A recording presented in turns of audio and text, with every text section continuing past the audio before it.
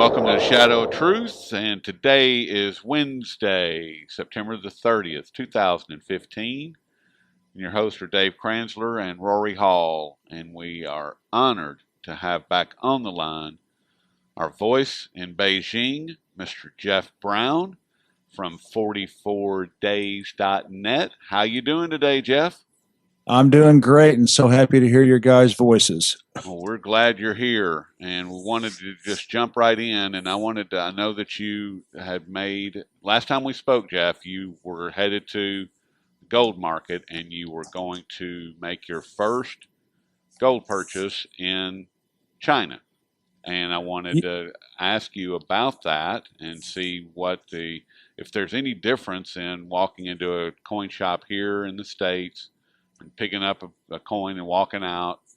And also wanted to find out what's actually going on with the gold market as far as we hear these stories of, this voracious appetite and gold and silver over there. And just give us the lowdown as far as your experience and what's happening with the markets. Yeah, here in China, there are gold shops, jewelry shops. I haven't really seen coin shops except in the antique markets. But to buy gold in China, you have the full faith of the Chinese banks. Every bank in China sells gold right at the teller's window. And they have kiosks in each of the bank reception areas with showing, obviously facsimiles of, gold ingots from 50 grams up to 12 and a half kilos. Oh, my goodness. And so I just went into the Bank of China where my wife and I have an account and told them we wanted to buy some gold. And I told them we wanted to buy 50-gram ingots. And they got us set up. The first time it took a while. It took a good hour the first time to get everything all settled. The problem is we ended up buying over the last couple of months about 200 grams, 4 50-gram ingots of gold from the Bank of China. The problem is we said, well, we'd like to put this in a safety deposit box, and they said, well, our branch doesn't have any. And to make a long story short, there are no safety deposit boxes available in Beijing. They're all full. And so the closest is Miyuan, which is a town out about 40 kilometers outside of Beijing, and we said no to that. Yeah. So what was really cool is the Bank of China was nice enough to say, well, listen, we'll give you a purchase certificate and we'll just store it for you for free whenever you're ready to take it out. And so they're actually storing our gold for us for free. My wife and I have mulled over buying a safe to put in our apartment here, but so for the time being, we have these gold certificates showing how much we paid for it. We paid, the market rate, including the $50 an ounce, or it's 10 renminbi a gram for the purchase fee, and our goal now is to try to get up to 1 kilo, within the next year. I don't know if we'll reach that, but we're going to continue to keep buying 50-gram ingots, and then we're going to hopefully try to, they'll keep the gold on in the Bank of China until we're ready to take it out. Well, you know what they say, Jeff? If you don't hold it, you don't own it. I don't know if that's true. I don't know if that's true in China or not, but I know it's true everywhere else in the world.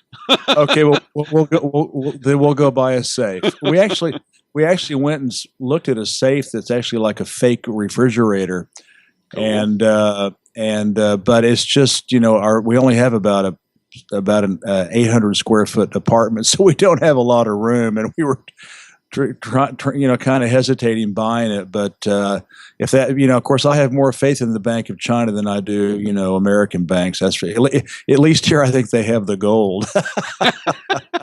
I'm not so sure about the Western banks. Now, what's going on with the markets, though? I mean, because we hear stories all the time of gold flying off the shelves and 50 tons here. It's hard to say because the gold is for sale everywhere. I mean, every bank is selling it. I walk down the street and there's gold, jewelry stores with gold. Gold is a favorite gift here, especially among the older people. They talk about grandmothers, especially like to buy gold here. Older women. It's hard to say because it's not like there's one or two places where people are standing in line. It's for sale everywhere.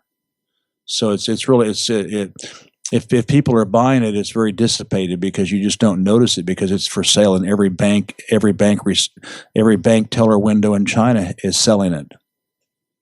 Well, that actually sounds pretty good to me. I mean, Yeah. it sounds like they're building an infrastructure to support gold as a currency.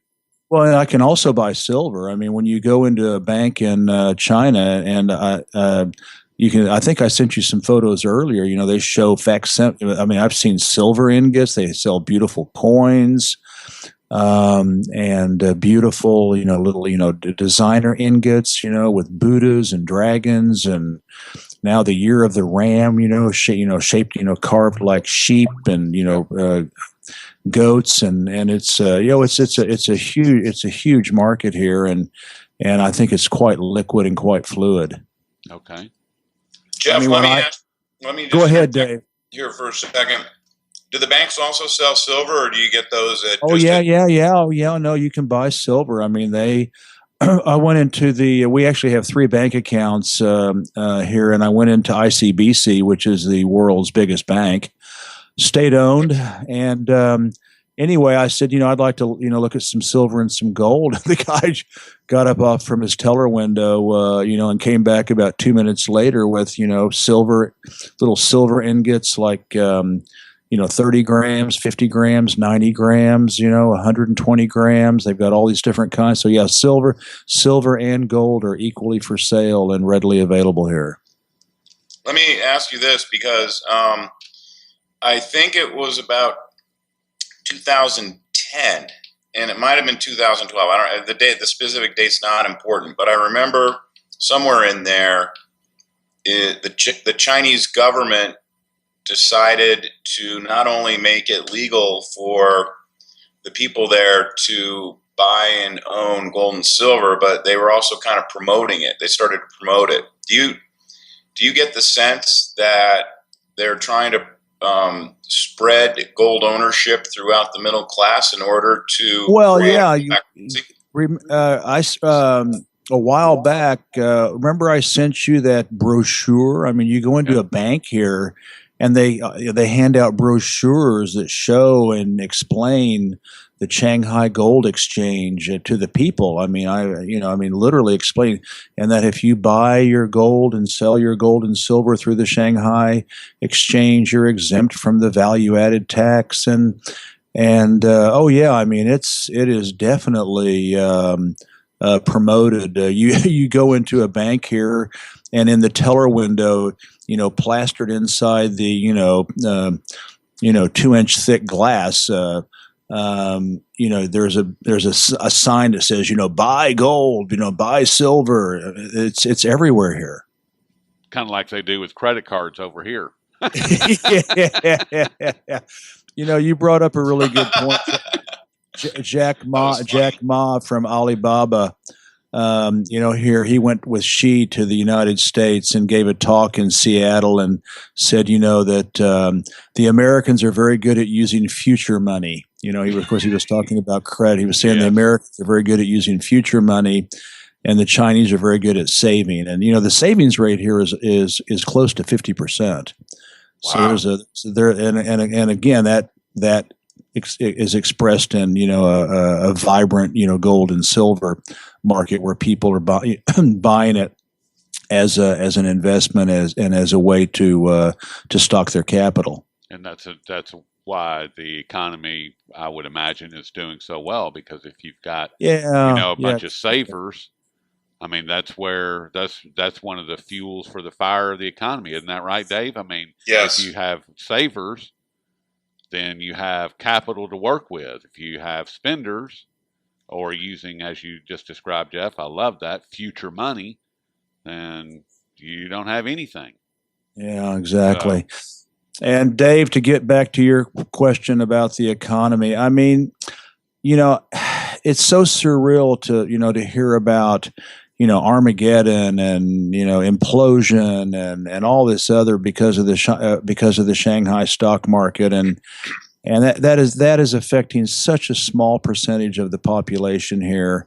Maybe there's estimates of maybe 6% of the population is invested in the market here, whereas in the United States, because of 401ks, tiny ones, small 401ks, but about 55% of the U.S.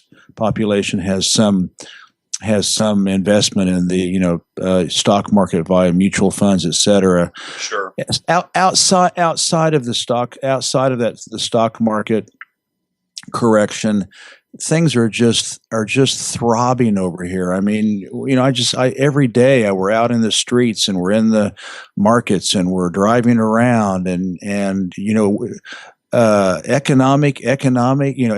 slowdown. We don't see it here because manufacturing is down, but the service economy is skyrocketing in so many ways that we see here. I was reading an article that the Chinese mobile phones, the actual mobile phones and the mobile phone services that are offered here are so outclassing the United States, Europe, and Japan that now the Chinese are literally using and getting so many services via their mobile phones. It's just unreal. And so we don't see it here. We live in a bedroom community that 2 years ago was a ghost town. I mean, literally a ghost town that was empty and had about 4 shops and about 90% of the apartments were empty. And in 2 years, we now have this vibrant community, with doctors and pizza parlors and pet shops and grocery stores and travel agencies, and it's just unreal. And that 2 years ago, that did not exist, and none of that is showing up as far as exports. That's all showing up in the local economy, and most of it's is goods and services. There you have it. See, and that's one of the things that Dave and I were talking about before the call, and I was saying that I thought that the economy there was still exploding. And that the lies and propaganda that we get here in the West they're just that. I mean, it's just lies and propaganda that they're feeding us. Well, let's clarify this. First of all, I mean, what Jeff was just describing is certainly the mushrooming of the service economy, which is local oriented. But the manufacturing industrial economy has to be contracting. I mean, just look at the crash in industrial metals prices. Mm-hmm. I mean, I can go through a whole roster of industrial metals whose prices crashed between 25 and 35% since February. Yeah, and I just saw in the Chinese press, and they don't hide it. They said that last month manufacturing dropped 8.8%, year on compared to 12 months ago. And it is true, manufacturing is slowing down. But what's amazing is when you hear, Xi Jinping, the president, and Li Keqiang, the premier, who is the economic guru here, they don't seem that they don't act worried. They really seem to have the full faith and confidence in the Chinese economy and the fact that the services are exploding in ways that very few people in the West can see happening, but we see it here all the time. So the leadership is just like cool as a cucumber, and so that does make me feel good about the economy. Well, and let's just put it in sort of perspective or relativity here, because again, I'm not saying that the economy there is crashing like it is in the United States. The U.S. has really not produced real economic growth, probably since late 2006 or 2007. It's showing some nominal growth, and the numbers are rigged. And I'm sure the Chinese government produces some rigged numbers too. But if you strip out inflation, I mean, this country's been flat to down for the better part of 8 years. So, and in China, I mean, their GDP was growing at a 10 to 12% clip for quite some time. So if the industrial base goes through a bit of a recession because of maybe overcapacity or whatever, so maybe the GDP growth slows from 10% down to 3 or 4% on a real basis after inflation. I mean, every other country in the world would love to have that kind of growth, and it may just make it feel like the economy is slowing down. And the stock market there was in a bubble, and my contention has been that I actually think the Chinese government is trying to let the air out of the bubble without causing a super crash. I mean, that's what we're going to have here in this country, because they're not letting the air out of the bubble. They keep trying to inflate it. Yeah.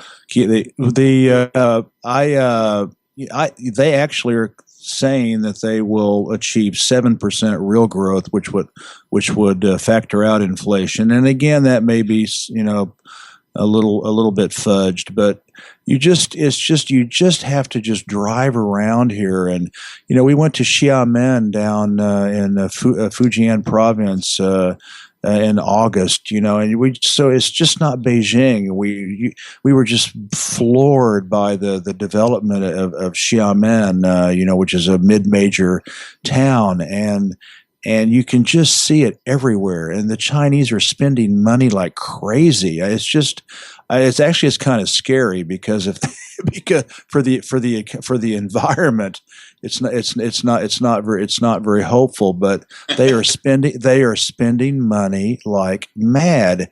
And again, none of this is showing up as far as exports is concerned because they manufacture everything here. They don't need to import much.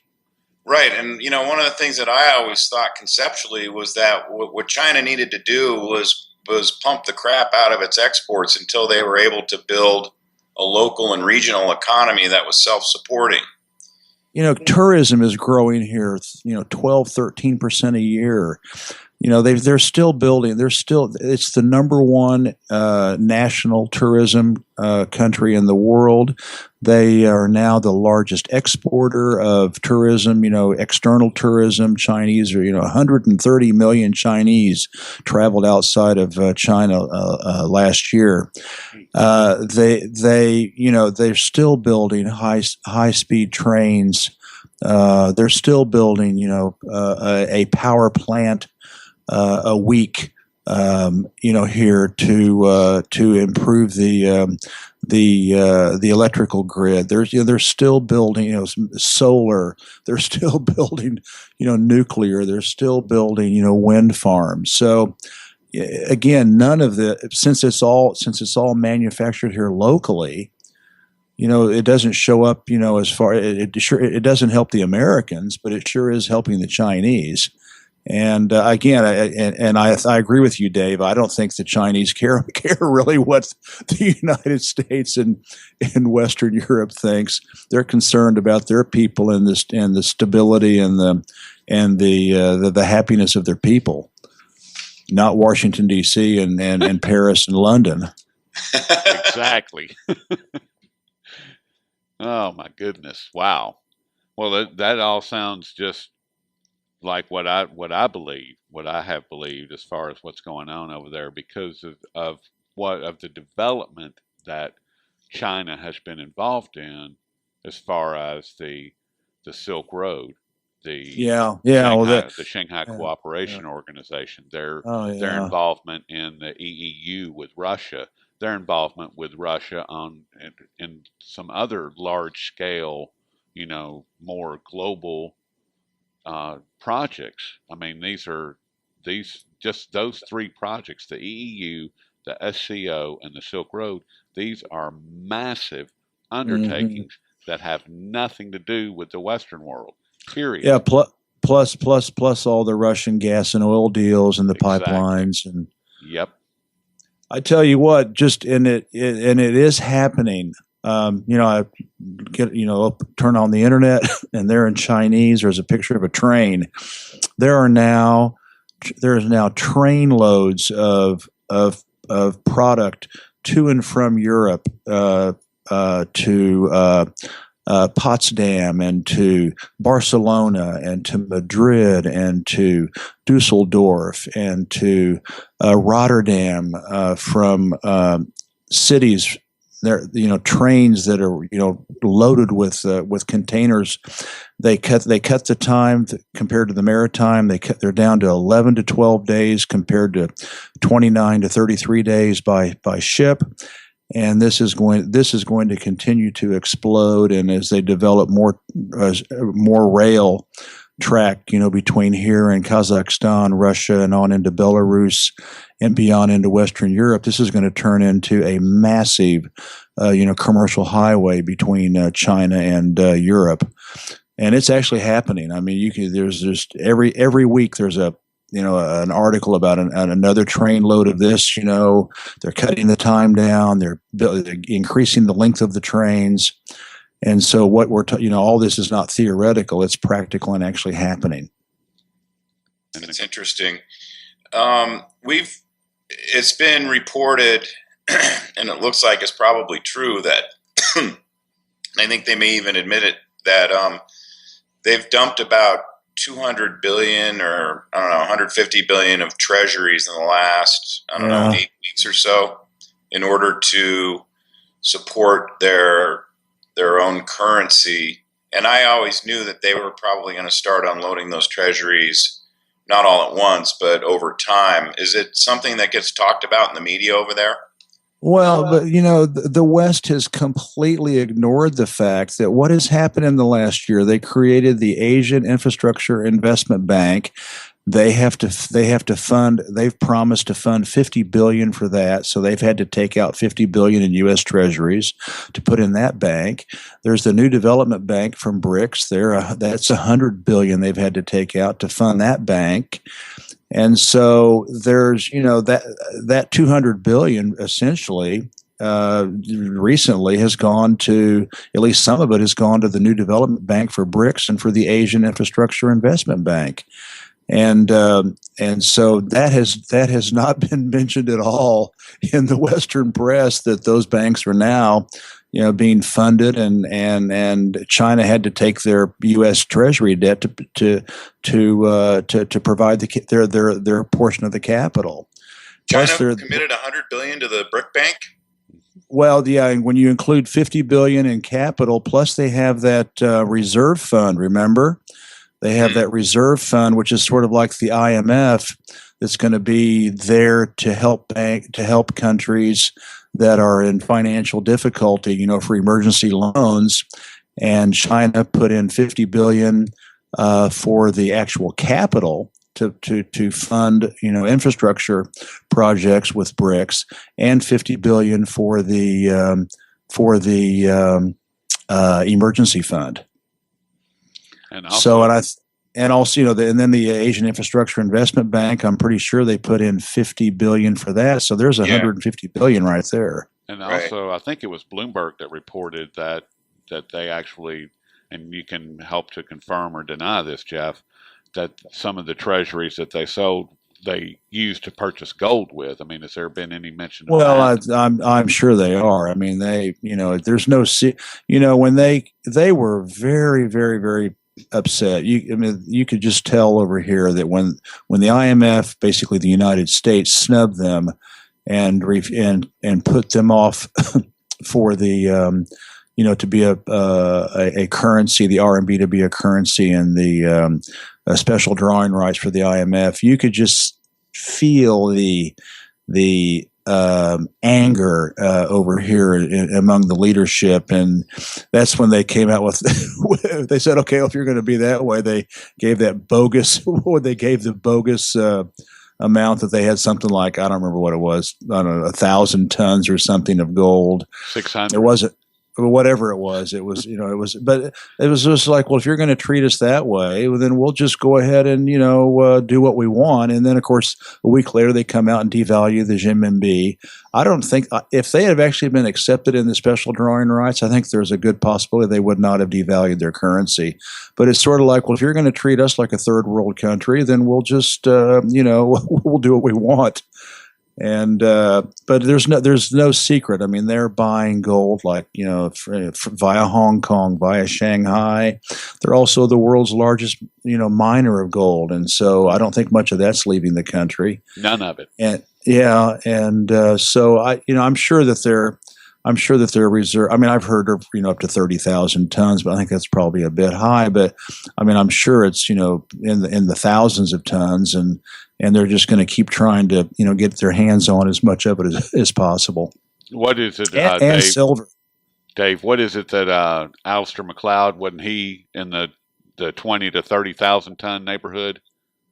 Yeah, he tracks. He's done a pretty good job of tracking the gold purchases by the PBOC. I think back to the mid 90s.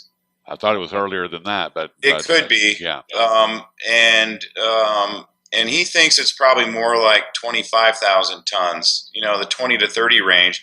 And what's interesting, there's a blogger over here that had dug up the transcripts from a 1993 Federal Reserve meeting where they were discussing, the need to keep a lid on the price of gold in order to support a low interest rate Fed funds policy at the time.